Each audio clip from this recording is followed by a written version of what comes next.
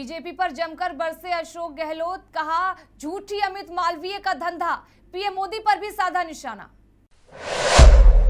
देश में पहली बार 3D प्रिंटिंग तकनीक से तैयार हुई बिल्डिंग, केंद्रीय मंत्री अश्विनी वैष्णव ने किया उद्घाटन। बिल्डिंग रिकॉर्ड 44 दिनों में प्रिंट होकर हुई तैयार। 160 दिन बाद जेल से निकली मुख्तार की बहू निखत, 1 साल के बेटे को पकड़ फफक कर रोई। 11 अगस्त को निखत को सुप्रीम कोर्ट से मिली थी जमानत।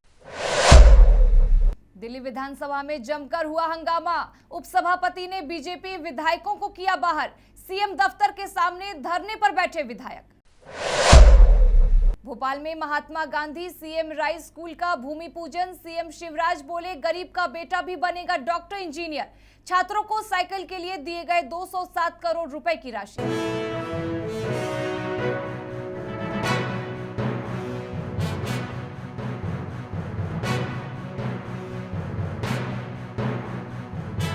नमस्कार, आप देख रहे हैं न्यू इंडिया लाइव और आपके साथ मैं हूं सलोनी शिवा।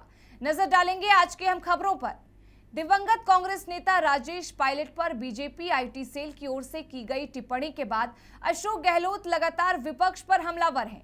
गुरुवार को जयपुर के पास मुंडिया रामसर गांव में राजीव गांधी ग्रामीण और शहरी ओलंपिक 2023 के अंतर्गत आयोजित ब्लॉक स्तरीय खेल प्रतियोगिता का अवलोकन करने पहुंचे सीएम गहलोत ने मीडिया से बातचीत करते हुए जमकर बीजेपी पर निशाना साधा है। भाजपा के आईटी विभाग के प्रमुख अमित मालवीय की ओर से कांग्रेस के दिवंगत नेता राजेश पायलट के खिलाफ सोशल मीडिया पर की गई टिप्पणी पर गहलोत ने कहा कि मालवीय बेहुदा बातें करते हैं, उनका धंधा ही यही है, झूठ बोलना, फेक न्यूज फैलाना। अब पूरे देश में बुद्धिजीवियों में वह एक्सपोज हो गया है। अब वह भाजपा के लिए एसेट नहीं लायबिलिटी बन चुके हैं। गहलोत ने कहा कि प्रधानमंत्री नरेंद्र मोदी केवल चुनाव में घूमते रहते हैं, लेकिन मणिपुर में आग लगी हुई है उसकी उन्हें परवाह नहीं है। साथ ही गहलोत ने कहा कि उन्हें उम्मीद नहीं थी कि प्रधानमंत्री मोदी राज्य में चुनाव जीतने के लिए राजस्थान की तुलना मणिपुर से कर देंगे। राजीव गांधी शहरी व ग्रामीण ओलंपिक खेल जो है, जिस रूप में पूरे प्रदेश के अंदर एक अनुपम प्रयोग है, एक प्रकार से आमतौर पर प्रिंटर के जरिए कागज पर प्रिंटिंग की जाती है, लेकिन आधुनिक तकनीक ने इसको नए पड़ाव पर पहुंचा दिया है। कागज पर शब्दों और फोटो की प्रिंटिंग के बाद अब भारत में पूरी बिल्डिंग प्रिंट करके खड़ी कर दी गई है। प्रिंटिंग की दुनिया में भारत ने पहली बार यह नया कीर्तिमान स्थापित किया है। केंद्रीय मंत्री अश्विनी वैष्णव ने ट्वीट करके इसका वीडियो भी साझा किया है, जिसमें 3D प्रिंटिंग तकनीक से बिल्डिंग तैयार होती देखी जा सकती है। प्रिंटिंग की नई तकनीक का इस्तेमाल करके पोस्ट ऑफिस की बिल्डिंग तैयार की गई है। बेंगलुरु के कैम्ब्रिज लेआउट में स्थित यह बिल्डिंग रिकॉर्ड 44 दिनों में प्रिंट होकर तैयार की गई है। इसका उद्घाटन खुद केंद्रीय मंत्री अश्विनी वैष्णव ने किया। अधिकारियों के अनुसार इस 3D पोस्ट ऑफिस का निर्माण 21 मार्च से शुरू हुआ था और 3 मई को पूरा हो गया था। 3D तकनीक के इस्तेमाल के कारण इसे इतने कम दिनों में तैयार किया जा सका। केंद्रीय मंत्री अश्विनी वैष्णव ने भवन का उद्घाटन करते हुए कहा कि बेंगलुरु ने हमेशा देश की एक नई तस्वीर को सबके सामने पेश किया है। उन्होंने आगे कहा कि इस 3D प्रिंट डाकघर भवन की जो नई तस्वीर आपने देखी, वही आज भारत की भावना है। यही भावना है जिसके साथ भारत आज प्रगति कर रहा है। देश के पास एक ऐसा नेता है जो हमारे देश के लोगों की क्षमता पर भरोसा करता है। On this very early morning program, all the dignitaries present on the dais, my friend Mr. Mohan, our very innovative CPMG Mr. Rajendra Kumar, Professor Santhanam from IIT Madras, all the friends present here. It's always a pleasure to come to Bengaluru. Somehow this city has so much energy, so much positivity, so much forward-looking character that I really enjoy coming to Bengaluru. Pakistan के पंजाब प्रांत में 21 चर्चों पर भीड़ के हमले के सिलसिले में 135 लोगों को गिरफ्तार कर लिया गया है। वहीं सरकार ने गुरुवार को दंगों की उच्च स्तरीय जांच का आदेश दिया और सभी क्षतिग्रस्त चर्चों और अल्पसंख्यक ईसाइयों के घरों को ठीक करने का वादा किया।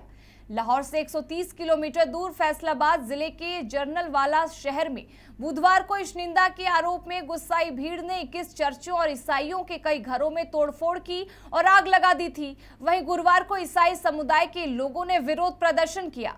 पंजाब के कार्यवाहक सूचना मंत्री अमीर मीर ने गुरुवार को कहा कि आतंकवाद और इश्निंदा के आरोप के तहत 600 संदिग्धों के खिलाफ मामला दर्ज किया गया है। पंजाब पुलिस ने कहा कि इस मामले में 135 उपद्रवियों को गिरफ्तार किया गया है। गिरफ्तार किए गए लोगों में कट्टरपंथी समूह तहरीके लबैक पाकिस्तान के सदस्य भी शामिल थे। मीर ने कहा कि क्षेत्र में शांति बहाल कर दी गई है और चर्चों और अल्पसंख्यक ईसाई समुदाय के घरों के बाहर पुलिस और रेंजर्स की भारी टुकड़ी तैनात कर दी गई है। उन्होंने कहा कि पुलिस ने विभिन्न इमारतों को नुकसान पहुंचाने के उद्देश्य से किए गए कई प्रयासों को विफल कर दिया। साथ ही मुख्यमंत्री ने मामले की उच्च स्तरीय जांच के आदेश दिए हैं और इस जघन्य अपराध में शामिल लोग न्याय से नहीं बच सकेंगे। इस बीच पंजाब के कार्यवाहक मुख्यमंत्री मोहसिन नकवी ने उन सभी चर्चों और अल्पसंख्यक ईसाई समुदाय के घरों को 3 से 4 दिनों के भीतर ठीक कराने का वादा किया, जिन पर भीड़ ने हमला किया था और आग लगा दी। सुप्रीम कोर्ट से जमानत मिलने के बाद माफिया डॉन मुख्तार अंसारी की बहू निखत बानो गुरुवार की देर रात चित्रकूट की जेल से रिहा हो गई। वह 160 दिनों से इस जेल में बंद थी। जेल के बाहर उसे रिसीव करने के लिए उसके 1 साल के बेटे को लेकर उसकी भाभी पहुंची थी। जेल से बाहर आते ही निखत ने दौड़कर बेटे को अपने सीने से लगा लिया और बहुत देर तक फफक कर रोती रही। इसके बाद कार में बैठकर अपने ठिकाने के लिए रवाना हो गई। बीते 11 अगस्त को ही निखत को सुप्रीम कोर्ट ने जमानत दे दी थी।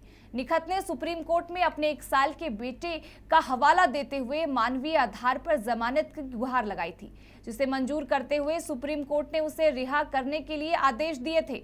निखत को इसी साल 11 फरवरी को उस समय गिरफ्तार किया गया था जब वह अपने विधायक पति अब्बास अंसारी से मिलने के लिए चित्रकूट जेल पहुंची थी। पुलिस को ऐसे इनपुट मिले थे कि निखत आए दिन अपने पति से मिलने जेल में जाती थी और वहां जेल अधिकारियों की मदद से रुकती भी थी। इसकी गिरफ्तारी के बाद डीएमएसपी ने प्रेस कॉन्फ्रेंस कर मामले की जानकारी दी थी। बताया था कि जेल अधीक्षक अशोक सागर, जेलर संतोष कुमार और वार्डन जगमोहन ने निखत और अब्बास को मिलाने के लिए रिश्वत खाए थे। इस मुलाकात में डिप्टी जेलर चंद्रकला का भी हाथ पाया गया। दिल्ली हाईकोर्ट ने गुरुवार को मुख्यमंत्री अरविंद केजरीवाल के आधिकारिक आवास पर किए गए नियमों के कथित घोर उल्लंघन पर सतर्कता विभाग द्वारा जारी किए गए कारण बताओ नोटिस के खिलाफ 6 पीडब्ल्यूडी अधिकारियों की याचिका पर नोटिस जारी किया है। जस्टिस चंद्रधारी सिंह ने मामले की अगली सुनवाई 12 अक्टूबर को तय करते हुए सतर्कता निदेशक और लोक निर्माण विभाग के विशेष सचिव के माध्यम से दिल्ली सरकार से जवाब मांगा है। सुनवाई के दौरान पीडब्ल्यूडी अधिकारियों की ओर से पेश हुए सीनियर एडवोकेट सलमान खुर्शीद और अतुल नंदा ने कहा कि 19 जून को विजिलेंस डिपार्टमेंट ने कारण बताओ नोटिस जारी किया था, जो कि अनुशासनात्मक कार्रवाई शुरू करने के लिए ना तो अधिकृत है और ना ही सक्षम है। तर्क दिया गया कि पीडब्ल्यूडी अधिकारी होने के नाते अधिकारी किसी भी अनुशासनात्मक कार्रवाई के संबंध में सतर्कता विभाग के अधिकार क्षेत्र के प्रति उत्तरदायी नहीं है। कोर्ट में यह भी कहा गया कि पीडब्ल्यूडी अधिकारियों की ओर से उठाई गई आपत्तियों में कोई दम नहीं था कि कारण बताओ नोटिस बिना अधिकार क्षेत्र के जारी किए गए थे। कोर्ट ने दोनों पक्षों को सुनने के बाद कहा कि प्रतिवादी की ओर से 4 सप्ताह के भीतर जवाबी हलफनामा दायर किया जाए। दरअसल पीडब्ल्यूडी के 6 अधिकारियों ने अपनी याचिका में कहा कि ये कारण बताओ नोटिस एलजी और सत्तारूढ़ आम आदमी पार्टी के बीच राजनीतिक झगड़े का नतीजा है और उन्हें इस मामले में बलि का बकरा बनाया गया। दिल्ली में विधानसभा के विशेष सत्र के दूसरे और आखिरी दिन भी जमकर हंगामा देखने को मिला। सत्ताधारी आम आदमी पार्टी के विधायकों ने सत्र शुरू होते ही मणिपुर में हिंसा का मुद्दा उठाया और प्रधानमंत्री नरेंद्र मोदी के खिलाफ नारेबाजी करने लगे। दूसरी ओर विधानसभा में विपक्षी पार्टी बीजेपी के विधायक इसका विरोध करने लगे, जिसके बाद उपसभापति राखी बिरलान ने बीजेपी विधायक जितेंद्र महाजन, अभय वर्मा, ओपी शर्मा और अनिल वाजपेयी को मार्शल आउट कर दिया। इसके बाद बीजेपी के नाराज सभी 8 विधायक विधानसभा में मुख्यमंत्री दफ्तर के बाहर धरने पर बैठ गए हैं। विधायकों का कहना है कि विधानसभा से जबरदस्ती बाहर कर उनके साथ ज्यादती की गई है। उपसभापति को ऐसा नहीं करना चाहिए। वो विधायक चुनकर आए हैं और ऐसे में उनके पास भी दिल्ली की जनता से जुड़े मुद्दों को उठाने का अधिकार है। वहीं सदन को संबोधित करते हुए मुख्यमंत्री अरविंद केजरीवाल ने कहा कि मणिपुर में हिंसा की इतनी बड़ी घटना हुई और पीएम चुप रहे। 60,000 लोग बेघर हुए, 350 धार्मिक स्थल जला दिए गए, 4,000 लोगों के घरों को जला दिया गया और पीएम चुप रहे। 3 महीने में 6500 से अधिक एफआईआर दर्ज हो चुकी है। लोग प्रधानमंत्री को रोज याद नहीं करते हैं, पीएम को तब याद किया जाता है जब सारे सिस्टम फेल हो जाते हैं।